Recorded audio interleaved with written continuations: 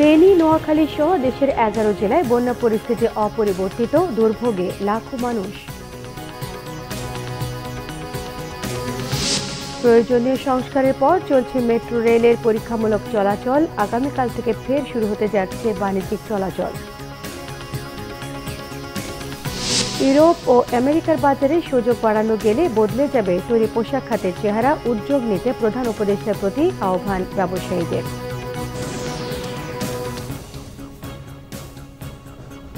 দেখছিলেন সংবাদ শিরোনাম, এবারে পুরো সংবাদ। নতুন করে বৃষ্টি না হওয়ায় বন্যা পরিস্থিতি অপরিবর্তিত রয়েছে। এখন অব্যাহত রয়েছে সেনাবাহিনীর উদ্ধার অভিযান এবং ত্রাণ সহায়তা। খাগড়াছড়িতে বৃষ্টি না হওয়ায় পানি নামতে শুরু করেছে, ভেসে উঠেছে ক্ষতচিহ্ন। ঘরবাড়িতে জমে থাকা কাদা, ময়লা, আবর্জনা সরিয়ে বসবাসের উপযোগী করছেন দুর্গত মানুষেরা। পাহাড় ধসে ক্ষতিগ্রস্ত হয়েছে অসংখ্য পরিবার, তবে ক্ষয়ক্ষতির পরিমাণ এখনো নিশ্চিত করা যায়নি। এদিকে সেনাবাহিনীর সদস্যরা বন্যার পানিতে আটকে পড়াদের উদ্ধার করেছেন। সেই সঙ্গে দুর্গত এলাকার মানুষের মাঝে সেনাবাহিনী, বিএনপি এবং বৈষম্য বিরোধী ছাত্ররা ত্রাণ তৎপরতা অব্যাহত রেখেছেন। বিশুদ্ধ পানি সংকট দূর করতে জনস্বাস্থ্য প্রকৌশল অধিদপ্তর থেকে পানি বিশুদ্ধকরণ ট্যাবলেট বিতরণ করা হয়েছে। রাস্তায় ধসে পড়া মাটি সরিয়ে সড়ক যোগাযোগ সচল করার কাজ করছে সেনাবাহিনী এবং সড়ক বিভাগ। দেশের দক্ষিণ পূর্বাঞ্চলের বন্যা পরিস্থিতি অপরিবর্তিত রয়েছে, দুর্ভোগে লাখো মানুষ।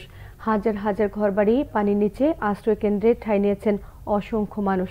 দর্শক, ফেনীর দাগনভূঞা থেকে বন্যা পরিস্থিতি সম্পর্কে জানাচ্ছেন সিনিয়র রিপোর্টার মুহিবুল্লাহ মুহিব।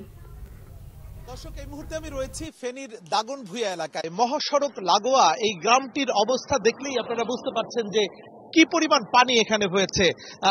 এইখানে নারী পুরুষের যে দুর্ভোগ, এখানে আমরা একটি উদ্ধারকারী একটি টিম দেখতে পাচ্ছি, যারা বিভিন্ন বাড়ি থেকে, বাসা বাড়ি থেকে নারী পুরুষদেরকে উদ্ধার করার জন্য কাজ করছেন। এটি একটি সড়ক এবং এটি পাকা সড়ক।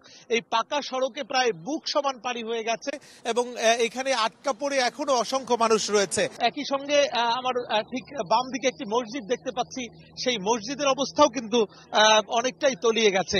এই এলাকায় একটি মানবিক বিপর্যয়ের মধ্যে পড়েছে, বিশেষ করে খাবার পানির যে তীব্র সংকট সেটি কিন্তু আমরা লক্ষ্য করছি। এই এলাকার মানুষ কিন্তু আশেপাশের যে সব স্কুল ঘর রয়েছে সেই স্কুল ঘরে আশ্রয় নিয়েছেন এবং একই সঙ্গে কিন্তু ত্রাণ তহবিল যা আসছে বিভিন্ন জায়গা থেকে সেটি কিন্তু খুবই অপ্রতুল এবং প্রচুর পরিমাণে ত্রাণের প্রয়োজন এবং উদ্ধারকারী বিশেষ করে নৌকা বা স্পিড বোট এগুলো এখনো পর্যাপ্ত পরিমাণে এই এলাকায় নেই। এখন কি কিসমত যা আছে তা আমি সিরা মুড়ি বিস্কিট এটাই মোটামুটি এখনো পাই নাই। আমরা এখন ছাদের উপরে এখানে আছি, দোতলার উপরে। জি না, পানি এতটুকু কমতেছে না, আরো বেড়তেছে বর্তমানে। পানি কালকে ছিল এতটুকু, আজকে বুকের উপরে। ভিতরে আরো বেশি পানি। ভিতরে মানুষও দূরত্ব আছে, কিছু লোক আছে মুরব্বীরা আইতে পারেন না, বেরোয়াত করে আমরা আনতেছি। একটু আমরা একটু আপনার সঙ্গে কথা বলতে চাই। আপনি কোথা থেকে এসেছেন এবং আপনার বাড়ির অবস্থা কি একটু বলেন তো? আমার বাড়িতে পানি মোটামুটি এখন কোমর পরিমাণ, একেবারে মানুষজন কেউ নাই, মোটামুটি অধিকাংশ মানুষ চলে গেছে, কিছু মানুষ ছাদের উপর আছে আর বাকিরা এই রাস্তায় চলে আসছে। অনেক মানুষ এখনো ছাদের উপরে আছে। আপনাদের খাবার টাবার কি পর্যাপ্ত পান? না, কোনো খাবার নাই, শুকনা খাবার চলতেছে। তো বাজারেও কোনো খাবার পাওয়া যাচ্ছে না, সব খাবারের দাম ডাবল থেকে ডাবল। মানুষ কষ্ট পাচ্ছে। ত্রাণ পাচ্ছেন আপনারা? না, এদিকে তো কেউ আসে নাই কোনো ত্রাণ নিয়ে এই পর্যন্ত, আমরা দেখি নাই। এবার পানি কি কমতে শুরু করছে? না, বাড়ছে, আরো বাড়ছে। আসলে আরো কম ছিল, এখন অনেক বাইরে গেছে। সব মিলিয়ে কিন্তু এই এলাকায় এখন পর্যন্ত বন্যার যে পরিস্থিতি সেটি কিন্তু এখনো কমছে না, অর্থাৎ পানি বাড়ছে, এটি একজন ভুক্তভোগী বলছিলেন। তো এইখানে বিশেষ করে বিদ্যুৎ নেই বেশ কয়েকদিন ধরে, যে কারণে নেটওয়ার্ক একেবারেই বিচ্ছিন্ন। তো সব মিলিয়ে এই এলাকায় এই মুহূর্তে বিদ্যুতের প্রয়োজন এবং একই সঙ্গে এই মোবাইল অপারেটরগুলো যারা রয়েছেন তাদের নেটওয়ার্ক সচল করে দেওয়ার একটি কিন্তু দাবি রয়েছে। তবে বিদ্যুৎবিহীন এলাকায় নেটওয়ার্ক না থাকার কারণে যেসব মানুষকে কোথায় আটকে পড়ে আছে সেটি কিন্তু আসলে চিহ্নিত করা খুব দুঃসাধ্য হয়ে পড়েছে। তো এই ছিল আমার কাছে ফেনী এলাকার বন্যার সার্বিক পরিস্থিতির তথ্য। আগামীকাল রোববার থেকে আবার শুরু হতে যাচ্ছে মেট্রো রেলের বাণিজ্যিক চলাচল, চলছে পরীক্ষামূলক চলাচল। বৃহস্পতিবার থেকে শুরু হয় এই ট্রায়াল রান।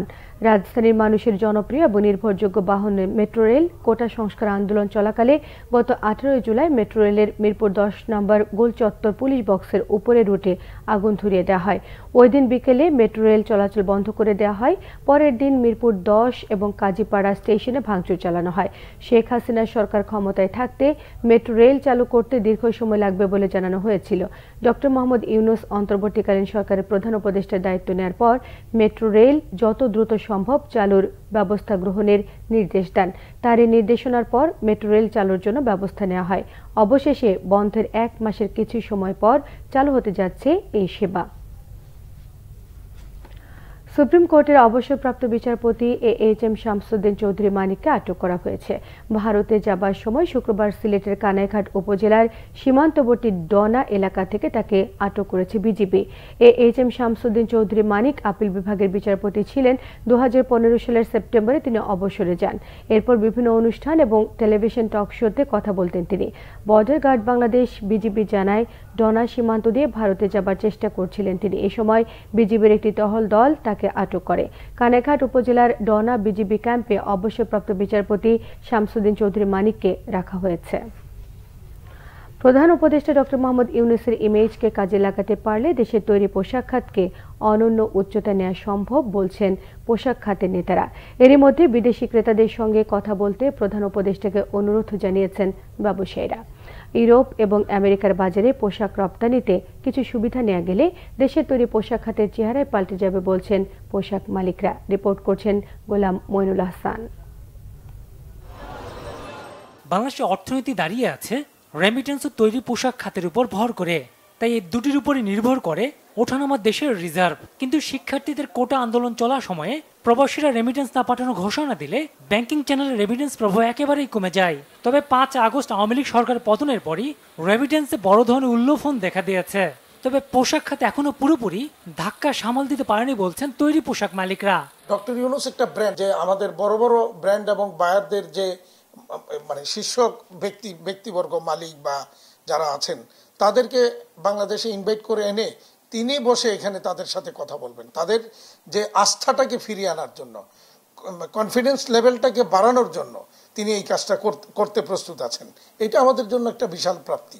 আর ওনাকে দিয়ে যদি আমরা নেগোসিয়েশনগুলি করাইতে পারি আমেরিকা ইউর সাথে, তাহলে আমাদের বিশ্বাস যে আমাদের যে অ্যাটলিস্ট ডিউটি ফ্রি অ্যাক্সেস বা সব না পাই, কিছু 2-4টা আইটেমও যদি আমরা পাই তাহলে তো আমাদের অনেক কিছু ভাইসা যাবো একেবারে। কাস্টমারের সংখ্যার কথা, আমাদের অর্ডার অন্য দেশে চলে যাওয়ার কথা আমরা মাননীয় প্রধান উপদেষ্টাকে জানিয়েছি। উনি বলছেন যে উনি দরকার হলে বিদেশিদের সাথে যারা বাংলাদেশি ব্যবসা করে তাদের সাথে উনি বসবেন। কাস্টমারকে বোঝানোর চেষ্টা করছি, দেখো তোমাদের যে শিপমেন্টগুলো আমরা টাইমলি দিচ্ছি, তোমাদের কোনো কিছুতে বিঘ্ন ঘটছে না, পোর্ট ঠিকমতো কাজ করছে। আগামী জানুয়ারি মৌসুমে ক্রেতাদের কাছ থেকে প্রত্যাশিত অর্ডার আশা করছেন তৈরি পোশাক মালিকরা। অর্ডার কম ছিল গত বছর, এই বছর বেড়ে গেছে অর্ডারগুলো। যদি আইন শৃঙ্খলার কোনো অবনতি না হয়, যদি আমাদের ব্যবসাতে কোনো বাধার সৃষ্টি না করে, যদি কোনো লেবার আনরেস্ট না হয়, তাহলে ডেফিনেটলি আমরা গত বছরের চেয়ে ভালো করব। নেক্সট সামারের অর্ডারগুলি অর্থাৎ জানুয়ারি অনওয়ার্ড যে অর্ডারগুলি আমরা পাবো, অর্থাৎ যেগুলি মার্চ মাস থেকে শিপমেন্ট হবে, সেখানে গিয়ে হয়তো আমরা একটা ভালো কিছু আমরা আশা করতেছি এবং আমরা চেষ্টা করতেছি বায়ারদের সেই কনফিডেন্স লেভেলটা যদি বাড়ানো যায় তাহলে আমাদের বিশ্বাস যে অর্ডার আমাদের এখানে আরো পর্যাপ্ত অর্ডার আসবে।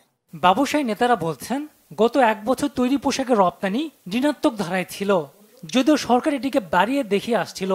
সরকার বা ইপিবি তথ্য দিয়েছে বা সবসময় ভুল তথ্য দিয়েছে সবসময়। গোলাম মইনুল হাসান, বাংলা ভিশন, ঢাকা। এ ছিল এখনকার মতো। পরের সংবাদ সকাল 11টায়। এছাড়া বাংলা ভিশন সংবাদ ও সংবাদ সংশ্লিষ্ট অনুষ্ঠান দেখতে ভিজিট করুন www.bbnews24.com, facebook.com/banglavishnnews-এ সাবস্ক্রাইব করুন, youtube.com/banglavishnnews-এ। সঙ্গে থাকায় সবাইকে ধন্যবাদ।